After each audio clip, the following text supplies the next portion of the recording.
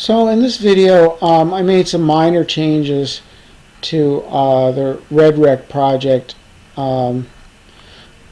Basically, there are certain style conventions that I like to stay with, making sure that we'll use java.comments with the /** before the class name, and you can use @author and @version to stick in the versions. For version, you can just put, I just put 9/2014, so you just put the month and year that it was created.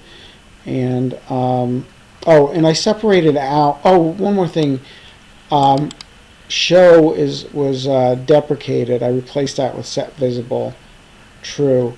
And also I created an extra class so you can stick other Java classes in here. You can always add a new class if you just like right click here and pick new Java class. It'll stick a new Java class in there for you and create a new file and everything. But anyway, so this is the canvas class, and there's something similar that you can do in Eclipse. So we have the same idea with the documentation up here. It's good programming practice to explicitly make a constructor, even if you don't have it doing anything. I like to see those in there, and then just so we know that's what the constructor is supposed to be. That you're supposed to have one with no parameters that doesn't do anything. Is just as important as knowing what the constructor with parameters that does stuff.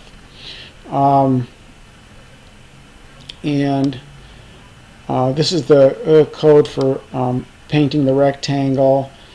I'll let you read about this in the book, but basically, get size is going to populate this dimension object, the width and height fields of this dimension object with the width and height of the canvas.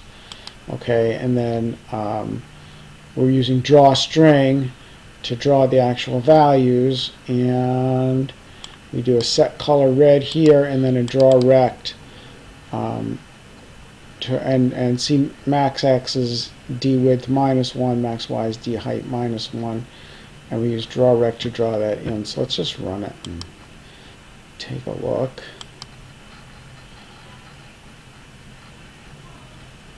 And there it is. Okay, so that's d width equals 184 and d height equals 62.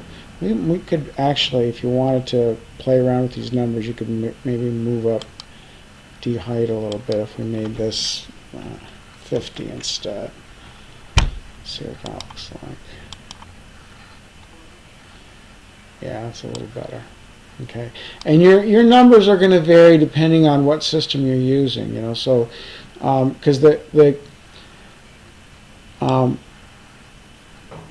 did we initially say for the frame? I think we said like